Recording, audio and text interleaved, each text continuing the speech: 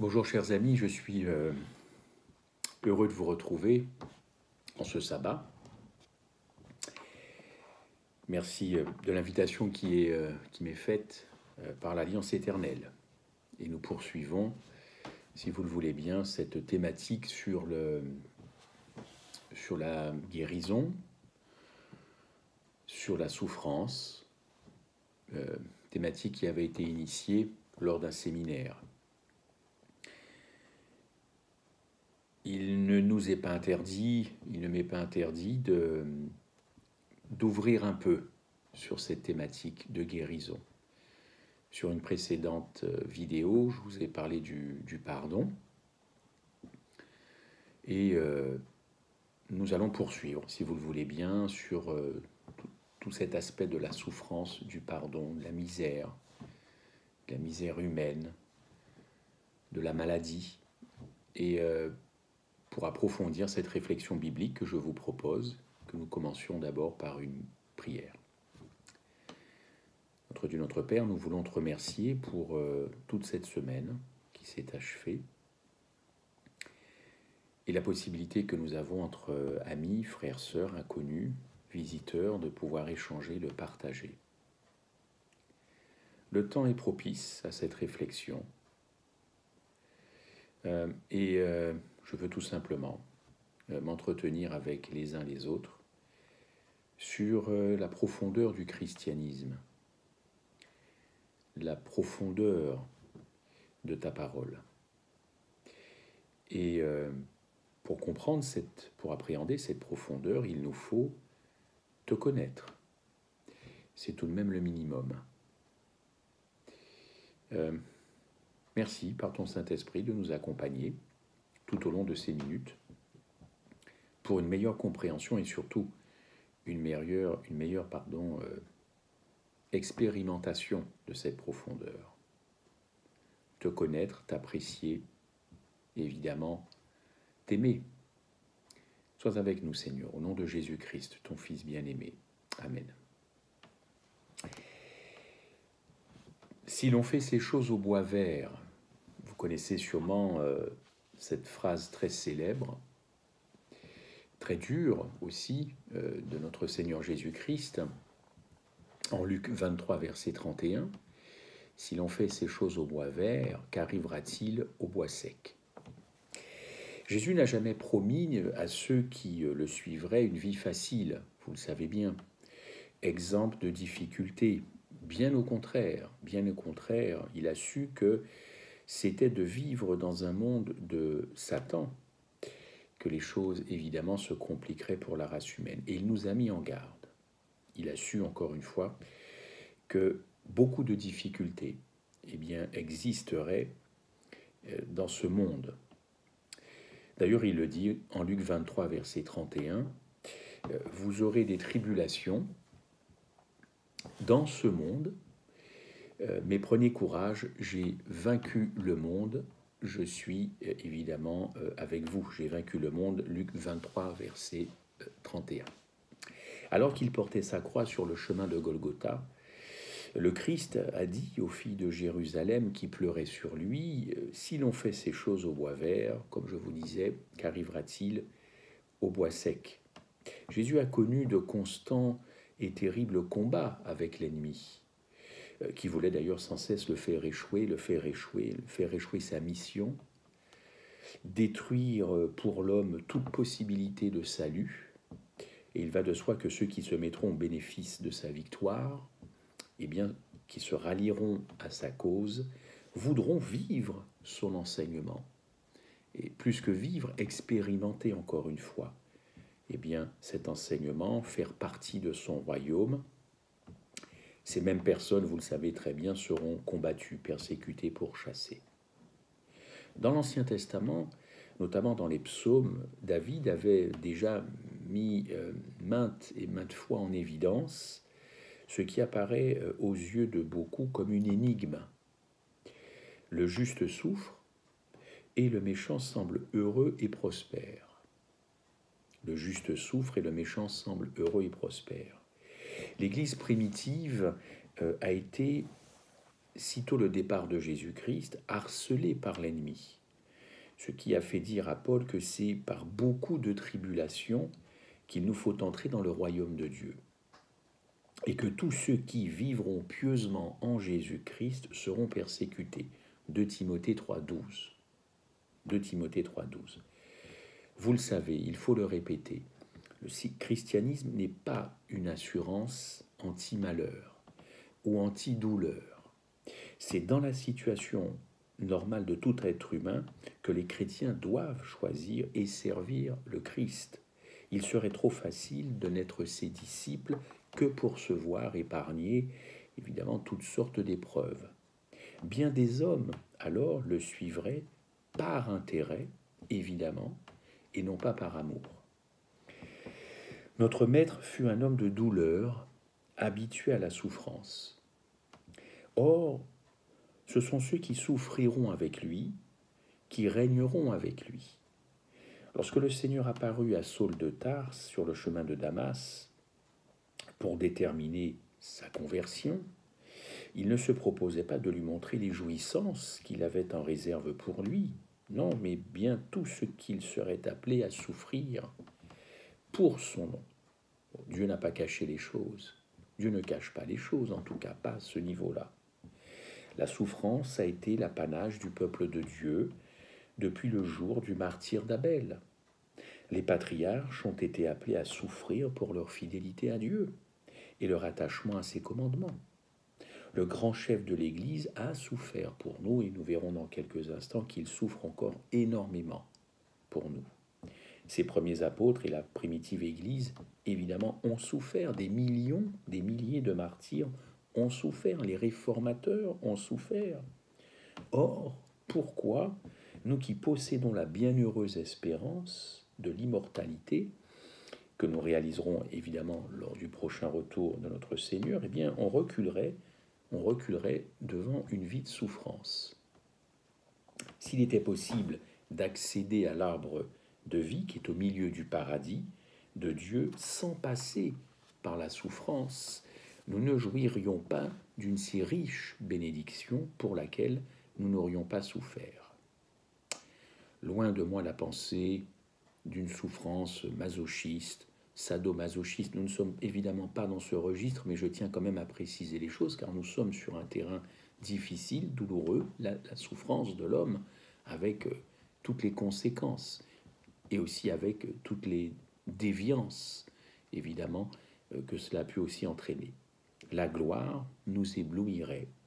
Nous serions confus en présence de ceux qui auraient combattu le bon combat, couru avec persévérance dans la lice, et qui se seraient emparés de la vie éternelle. Mais ceux-là seuls y auront une place, qui auront, comme Moïse, préféré être affligés avec le peuple de Dieu, évidemment, affligés avec le peuple de Dieu. C'est Ellen White qui nous donne cette belle profondeur de la souffrance. Lorsque nous marchons sur le sentier de la souffrance, justement, nous pouvons être certains que notre Sauveur nous y a précédés. Et il faut évidemment, encore une fois, le répéter. Et qu'il nous suffit de le suivre, d'agir comme lui, pour un jour triomphant avec lui. Pour cela, il nous faut une totale confiance, issue d'une communion constante avec lui, et beaucoup de miséricorde et d'amour à l'égard de nos semblables, ce qui n'est pas évidemment toujours le cas. Nous pouvons, quand nous souffrons, nous asseoir au pied de notre ami, lui confier évidemment notre peine, savoir qu'il la comprend, ne pas en douter évidemment, même si les temps peuvent paraître difficiles, et qu'il veut sécher nos larmes, mettre sur notre cœur le baume de son amour et nous guérir au-delà de tout ce que nous espérons. Ce qui est merveilleux, chers amis, c'est de penser que Jésus souffre pour nous. Il souffre avec nous et il souffre pour nous. Il est avec nous dans tous les drames de la vie, aux dimensions évidemment aussi cosmiques, avec nous dans les souffrances individuelles, comme dans les souffrances collectives, dans les souffrances imméritées, comme dans celles que nous avons nous-mêmes provoquées. dans les souffrances du corps comme dans les souffrances de l'âme. Il est avec nous dans toutes nos souffrances, comme il a toujours été avec ses enfants au cours des siècles et des siècles, et comme il le sera demain, comme éternellement. Car il a promis et il tiendra sa promesse si nous continuons à le rechercher, à l'aimer et à le préférer à toute autre chose. Il sera là. Il sera là. L'empathie, mais beaucoup plus que l'empathie, l'amour agapé, pour nous, est sans limite. Pour nous, est sans limite. Il nous la confirme à chaque page, évidemment, de sa parole. À chaque page de sa parole, il le montre. Nous n'avons pas affaire, nous le savons, mais c'est bon, bien de le répéter, à un Dieu froid, distant, éloigné, mais un Dieu plus tendre que nous le pensons, beaucoup, beaucoup plus tendre, évidemment, et la plus tendre des mères. Que de fois, lorsque nous sommes désemparés, fatigués, bousculés, telle une pauvre barque sur une mer agitée, Jésus vient vers nous, comme d'ailleurs il est allé, évidemment, vous le savez bien, vers ses disciples lors de cette nuit de tempête, et nous dit avec une tendresse remarquable, eh bien, rassurez-vous, c'est moi. Rassurez-vous, c'est moi. Et il est bon, dans l'époque où nous vivons, dans ce temps de confinement, de se le rappeler, et je pense de ne pas se disperser sur tout un tas de choses que pourrait amener comme sujet ce Covid-19. Rassurez-vous, c'est moi. Rassurez-vous, c'est moi. Aussi dans l'affliction, sa présence, eh bien, est celle que nous pouvons souhaiter, évidemment, de meilleure, rechercher avec le plus d'ardeur. Il ne nous abandonnera pas. J'habite dans les lieux élevés et dans la sainteté, nous dit-il, mais je suis avec l'homme contrit et humilié. Toutes ces promesses sont vraies et il les exécutera. N'oublions pas que l'amour de Dieu a été, vous le savez, déformé, falsifié, contrefait, d'ailleurs par le plus grand contrefacteur, l'ennemi de nos âmes, le Satan, et bien de façon à ce que l'homme considère Dieu, je vous le disais il y a quelques minutes, comme une entité très, très, très lointaine, n'est-ce pas, comme un être implacable, exigeant. Pour dissiper cet équivoque, Dieu a employé tous les moyens, même celui qui lui a coûté le plus cher, c'est-à-dire le don de son Fils unique, pour nous apprendre qu'il est un Père, avant tout un Père infiniment compatissant et miséricordieux, lent à la colère, riche en bonté. Aussi, comme il l'a fait pour les enfants d'Israël, eh bien, il nous porte cette même attention et cette même compassion dans nos faiblesses. D'ailleurs, il y a un très beau texte d'Ésaïe, je vous le propose, Ésaïe 63, verset 9, prenez-le, Ésaïe 63, verset 9, dans toute leur détresse, qui était pour lui aussi une détresse, l'ange qui est devant sa face les a sauvés. Dieu n'aime pas voir souffrir ses enfants. Mais quand il doit permettre qu'ils passent par cette école, il les accompagne pas à pas. Il lui est impossible, en restant juste et équitable, de favoriser ceux qui ont choisi de le servir. Certes, il répond à leurs prières, certes, il les bénit de mille manières d'ailleurs, mais ne leur épargne pas la condition ordinaire de l'humanité. Et là, on touche un point évidemment crucial. Quand Dieu permet, par exemple, ce qui nous arrive actuellement, quand Dieu permet une catastrophe, quand Dieu permet, beaucoup de voix s'élèvent pour dire, mais pourquoi, au fond, s'il est amour, vous connaissez un petit peu la ritournelle. Eh bien, en tout cas, il y a des choses qui sont inhérentes à la condition humaine, vous le savez, la condition ordinaire de l'humanité. D'ailleurs, je le répète, Dieu n'épargne pas la condition ordinaire de l'humanité, pas plus qu'elle n'a été épargnée par Jésus. Le Christ aussi est passé par eh bien, cette condition humaine, vous le savez très bien. Et d'ailleurs, s'il nous épargnait tout un tas de choses, tout un tas de problèmes, s'il le faisait, Et certains pourraient le dire, pourquoi il ne le fait pas puisqu'il nous aime? Eh bien, le premier à réagir serait, vous vous en doutez peut-être, Satan. Oui, Satan réagirait, il reprendrait vite les arguments développés d'ailleurs au sujet de Job. Est-ce d'une manière désintéressée qu'ils te craignent? C'est une question qu'il poserait à Dieu. Ne les as-tu pas protégés? Tu as béni l'œuvre de leurs mains? Je le répète, est-ce d'une manière désintéressée qu'ils te craignent? Job 1, verset 10. Nombreux sont les exemples de l'Écriture où Dieu s'est manifesté d'une manière tangible à ceux qui se croyaient perdus, isolés, abandonnés de tous. Comme à Agar, en fuite dans un désert inhospitalier, il nous dit « Je suis le Dieu qui te voit ». Je suis le Dieu qui te voit. Le cœur de Dieu est touché par nos souffrances.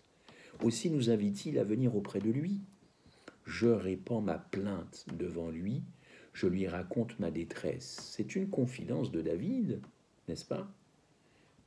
Plaidons ensemble, parle toi-même pour te justifier. Je vais répéter cette formidable phrase, en tout cas. Je répands ma plainte devant lui, je lui raconte ma détresse, disait David, plaidons ensemble, parle toi-même pour te justifier, répond l'Éternel. Oui, nous pouvons développer devant lui notre plaidoirie, n'est-ce pas? Lui expliquer nos craintes, nos angoisses, nos chagrins, bien mieux que nous pourrions le faire auprès d'un être humain. Bien sûr, il a porté d'avance tout cela, avant que nous fussions nés, avant d'être nous-mêmes, il a porté cela. C'est un des mystères de l'amour divin, que Jésus et son Père se tiennent aux côtés de l'homme qui souffre et l'aident à porter sa croix. La sympathie des êtres humains dans la souffrance, elle nous est précieuse, et on peut le constater actuellement dans l'actualité, c'est précieux, mais cette sympathie à notre souffrance, elle est impuissante à modifier quoi que ce soit à notre situation, à cette condition humaine. Évidemment, parfois, cette sympathie à nos souffrances, à nos douleurs, elle peut se révéler capricieuse, instable, décevante pour certains, décevante, mais il n'en est pas ainsi avec Dieu. Dieu nous avait englobés dans son amour dès la fondation du monde. Et pour chacun de nous, il a donné son Fils avec tout ce que cela a comporté. En tout temps, en tout lieu, dans toutes nos ardeurs et dans toutes nos afflictions, et retenez ce mot affliction, nous allons en parler, quand les perspectives paraissent sombres et l'avenir angoissant, quand nous nous sentons dénués de tout et délaissés, le consolateur nous est envoyé en réponse à la prière faite avec foi. Les circonstances peuvent nous éloigner de tous nos amis terrestres, mais aucun événement, aucune distance ne peuvent nous séparer du consolateur céleste. Où que nous soyons, où que nous allions, il est toujours à notre droite pour nous soutenir et nous encourager.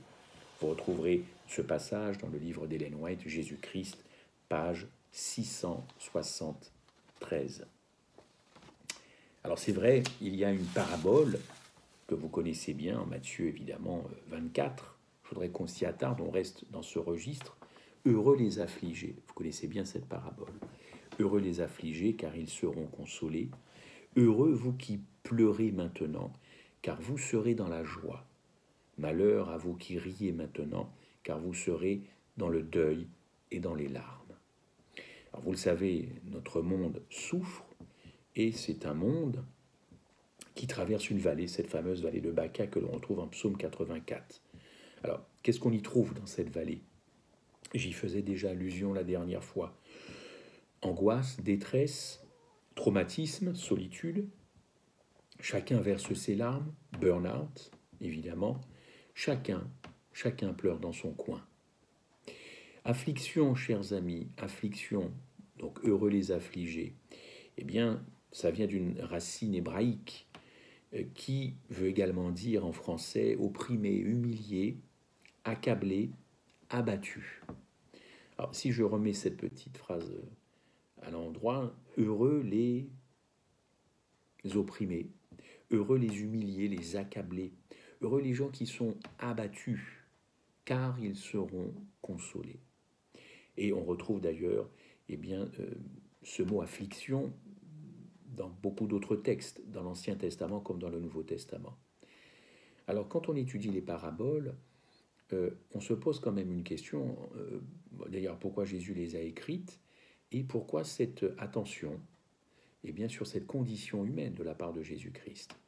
Jésus, dans cette parabole, comme dans celles qui suivent, toujours dans Matthieu 24, s'attaque à la conception religieuse de l'époque qui voulait que les pauvres, les malades, les blessés, soient maudits par Dieu. Et en revanche, alors les bien portants, les gens aisés, qui ne souffrent de rien, ceux qui sont bien intégrés partout, eux sont bénis par Dieu. Jésus se focalise sur les victimes. Pourquoi? Parce qu'il sait très bien, chers amis, combien les traumatismes sont grands. Le chrétien est d'ailleurs invité à se réjouir avec ceux qui se réjouissent et de pleurer avec ceux qui pleurent. Alors, quelle est finalement cette gymnastique que Dieu nous demande? D'être joyeux, heureux avec ceux qui le sont, et en même temps, de pleurer avec ceux qui pleurent. Le fait de participer au malheur des affligés, avoir cette sympathie, même plus cette empathie, le fait de participer au malheur des affligés augmente notre compassion vis-à-vis de nos semblables, augmente notre empathie et notre amour vis-à-vis de nos semblables. L'amour et la compassion, sont l'essence même du caractère de Dieu, entre autres. Amour et compassion. C'est donc pour nous, par la grâce de Dieu, une manière d'augmenter notre ressemblance à Dieu. Augmenter notre ressemblance à Dieu. La grande préoccupation, vous le savez, de Dieu, c'est l'homme. C'est vous qui me regardez. Dieu prend soin de nous et il prendra soin d'ailleurs d'effacer nos larmes. Nous reviendrons sur ce texte d'Apocalypse que vous connaissez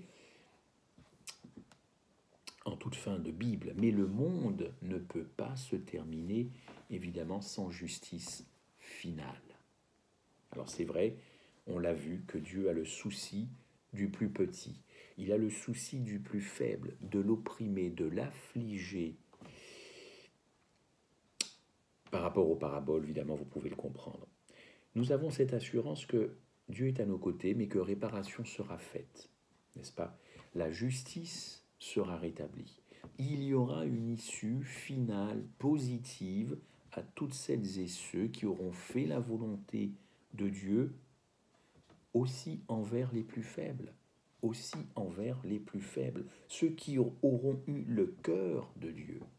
C'est ça qui est quand même formidable, c'est que le christianisme nous invite, un christianisme profond, sincère, authentique, à avoir le cœur de Dieu. Il ne s'agit pas d'être toujours dans le faire ou de demander tout le temps, mais cette ressemblance avec Dieu, avoir le cœur de Dieu. C'est extraordinaire, cette affaire-là. Car l'évangile, selon moi, c'est une affaire de cœur. Si votre cœur n'est pas touché, vous ferez tout un tas de choses, vous demanderez tout un tas de choses, mais c'est rien, ce sera rien du tout, rien. En attendant la fin, la foi peut transformer, évidemment, cette vallée de larmes, cette vallée de souffrance, en un lieu tout de même plus agréable, Vous le savez, c'est parfois quand on est dos au mur qu'on exerce sa foi la plus profonde, plus profondément. On s'accroche d'ailleurs à Dieu comme Job, comme Jacob, et on sait qu'il y a de la consolation, n'est-ce pas? Répétons-le, Dieu s'occupe de nous, il est aux côtés de l'affligé, de l'opprimé, du persécuté. Oh, certes, cela ne se voit pas forcément, en tout cas pas d'une façon que nous aimerions voir ces choses, n'est-ce pas? Mais si Dieu se préoccupe de l'homme, puisque c'est sa grande affaire maintenant, depuis 6 millénaires, qui se préoccupe de Dieu? Qui se préoccupe de sa souffrance? Qui se préoccupe de ces coups de mou, si vous me permettez cette expression. Parce que je vois bien qu'aujourd'hui, dans l'époque dans laquelle nous sommes, avec ce confinement quasi mondial, la moitié de la population mondiale serait confinée, beaucoup se préoccupent d'eux-mêmes. Beaucoup ont les yeux tournés vers eux-mêmes. Beaucoup ont peur, beaucoup sont angoissés, donc ils font très très attention à eux-mêmes et à leur famille, à leur entourage. Mais moi j'ai une question, qui se préoccupe de Dieu en ce moment? N'est-ce pas? Bon, c'est vrai, Dieu afflige le consolé, Dieu afflige l'opprimé. Job 30, verset 25, n'avais-je pas des larmes pour l'infortuné? Mon cœur n'avait-il pas pitié de l'indigent, pardon. Vous retrouverez beaucoup de ces versets dans cette histoire de Job qui est bien connue. Oui, mais est-ce que Dieu souffre? Oui, Dieu souffre, n'est-ce pas? On a d'ailleurs dans le mot affliction dont je vous parlais tout à l'heure, donc ça donne affliger, et ça vient d'un verbe pacho, qui est du grec, et ce verbe pacho, donc affliger, on va le retrouver une quarantaine de fois à peu près dans le Nouveau Testament. Donc retenez bien, affliger, affliction, on va le retrouver plus d'une quarantaine de fois dans le Nouveau Testament. Et sur cette quarantaine de fois, je ne fais pas de jeu de mots avec évidemment le confinement, la moitié, plus de la moitié concerne la personne de Jésus-Christ quand il était sur cette terre. C'est un verbe pacho qui a été utilisé durant toute la vie de Jésus-Christ, car toute sa vie sur terre a été dans une circonférence d'affliction, Et évidemment, avec la croix, Jésus, Dieu, est présenté comme le souffrant des souffrants, l'affligé des affligés, l'accablé des accablés, l'abattu des abattus, l'opprimé des opprimés. Et ça dure. Mais qui se soucie de Dieu? Qui se soucie de sa souffrance? Dans Jean 14, verset 9, Jésus dit, « Celui qui m'a vu a vu le Père. Je ne vous apprends rien. Celui qui m'a vu vivre voit le Père vivre. Celui qui m'a vu parler voit le Père parler. » On est bien d'accord. Donc, voilà, mais alors celui qui m'a vu affligé a vu Dieu affligé. Celui qui m'a vu opprimé a vu Dieu opprimé. Bien entendu. Celui qui m'a vu en larmes a vu Dieu en larmes. Celui qui a vu Jésus affligé, opprimé, c'est pareil, évidemment. Car en Jean 17, vous connaissez bien ce verset, la vie éternelle, c'est qu'ils te connaissent, toi le seul vrai Dieu. Donc Jésus est venu dévoiler Dieu. Celui qui a vu Jésus dans toutes ces situations a vu Dieu dans toutes ces situations. Alors, pacho, eh bien le riche est encore une fois toujours plus... le grec est d'ailleurs plus riche que le français. Pacho, être affecté, endurer, maltraiter, souffrir. Voilà, ce fut la condition du Christ. Et comme le Christ, c'était le Père, ce fut évidemment la condition du Père. Qui se soucie de Dieu? Qui se soucie de sa souffrance? Jésus pleura. Jean 11, 34. On a l'habitude de dire aux enfants, et c'est vrai d'ailleurs que c'est le verset le plus court, sous forme d'anecdote. Mais Jésus pleura, c'est peut-être un verset le plus court, mais franchement, c'est un verset à prendre avec considération. Jésus pleura. Jean 11, 34. Eh bien, quand vous regardez le verbe pleurer, alors nous savons que Jésus pleura face à la mort de Lazare, Jésus a pleuré dans d'autres circonstances, mais attachons-nous à cela. Jésus pleura, Jean 11, 34, 35 plutôt, face à cette situation. Pleurer ici, c'est le verbe d'acruo en grec. Écoutez bien, chers amis, c'est le seul endroit dans le Nouveau Testament où ce verbe apparaît. Et il est appliqué à Jésus-Christ. Qu'est-ce que veut dire d'acruo? D'acruo, ça veut dire beaucoup plus que verser des larmes ou pleurer. C'est le seul endroit dans le Nouveau Testament où vous trouvez ce verbe, et il est appliqué à Jésus, ce Dieu d'ailleurs qui verse des larmes. Alors pourquoi pleurer? Pourquoi pleurer? Jésus nous montre que Dieu n'est pas, encore une fois, cette entité froide, impassible, cet être divin indifférent à notre condition humaine. D'ailleurs, de nombreux textes l'appellent le Dieu vivant, hein, le Dieu notre plus proche parent, n'est-ce pas? Le Rédempteur, le Dieu de l'Alliance. Jésus pleura. En 2 Corinthiens 1, vous lirez les versets de 3 à 7, il est écrit le Dieu des miséricordes. Littéralement le Dieu des entrailles. C'est ça la racine de miséricorde, le Dieu des entrailles, c'est-à-dire finalement le Dieu de l'intérieur, dans la profondeur, hein, les entrailles, et même le Dieu de l'utérus, c'est-à-dire d'où tout sort, d'où la vie sort, le Dieu qui est remué de l'intérieur. C'est une expression d'ailleurs que l'on emploie, il a été remué de l'intérieur. Ben, remué aux tripes, si vous me permettez cette expression. C'est un Dieu qui est pris aux tripes. Quand Jésus pleure, c'est un Dieu qui est complètement secoué, abattu. C'est beaucoup plus que de verser des larmes, n'est-ce pas? Autre expression, Jésus fut ému de compassion. Vous avez cette même idée, à peu près, en tout cas en grec. Hein. Jésus fut ému de cette compassion, c'est la même idée. Il est toujours remué en son sein. Un bouleversement de pleurs intérieures. En Matthieu 20, verset 33, vous avez cette expression. Il fut ému de compassion face aux 2 aveugles. C'est beaucoup plus que cette compassion compassionnelle. Ah, j'ai compassion de toi. Enfin, au bout de 30 secondes, je n'ai plus compassion, je suis passé à autre chose. Ça ne marche pas avec Dieu. Cette même situation-là, Dieu est au ciel et il la vit. Il la vit. Qui se soucie de cela? Heureux ceux qui pleurent, ils seront consolés.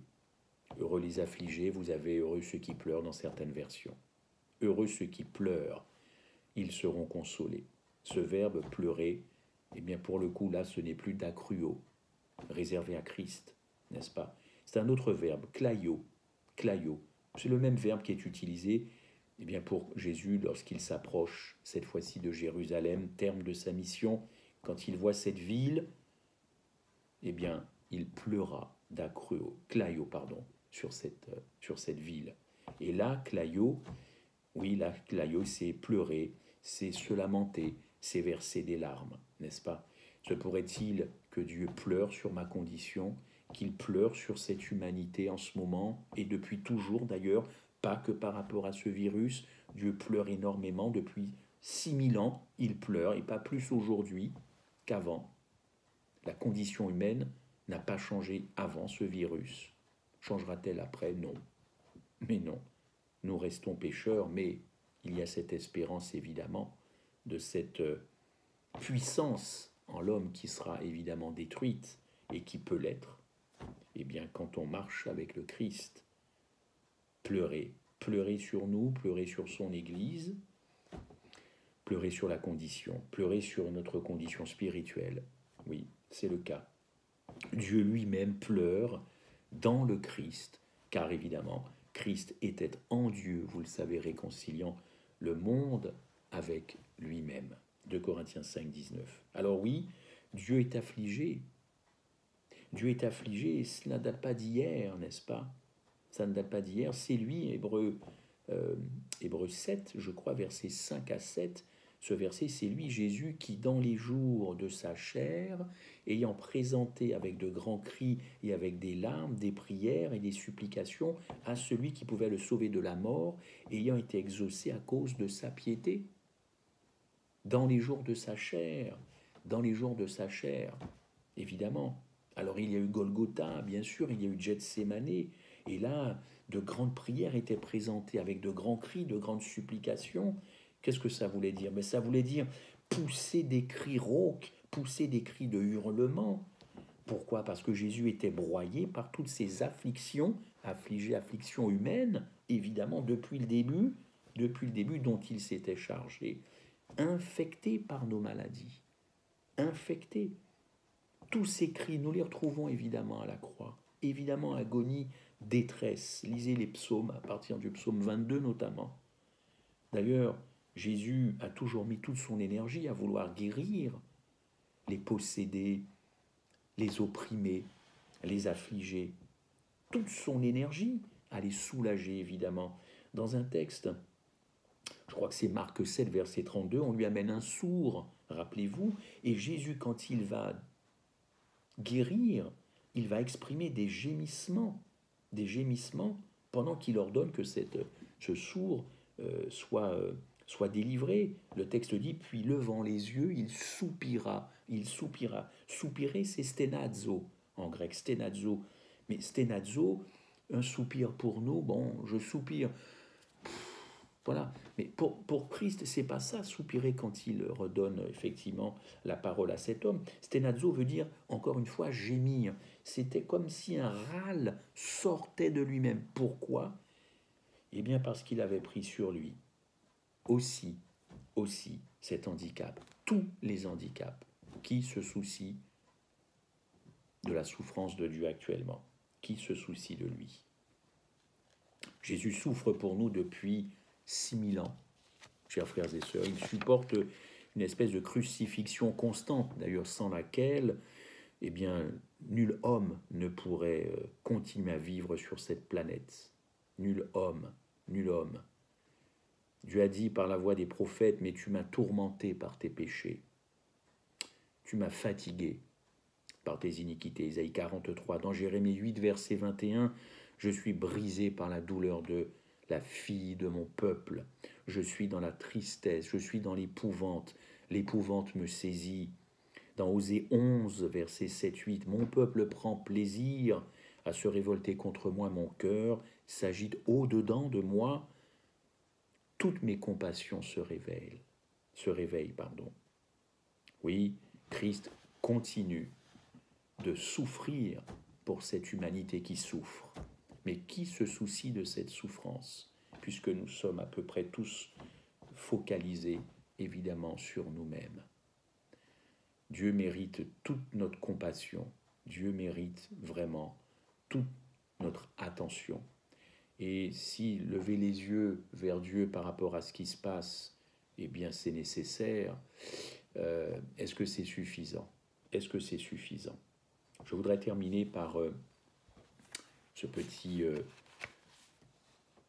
entretien, par un texte de Madame White dans Éducation, page 270. Il en est peu qui considèrent les souffrances que le péché a causées à notre Seigneur, à notre Créateur. Le ciel tout entier a souffert de l'agonie de Christ, mais celle-ci n'a pas commencé et ne s'est pas terminée lors de la manifestation en chair du Sauveur. La croix est une révélation à nos sens émoussés de la douleur que le péché, dès qu'il fut conçu, a causé au cœur de Dieu.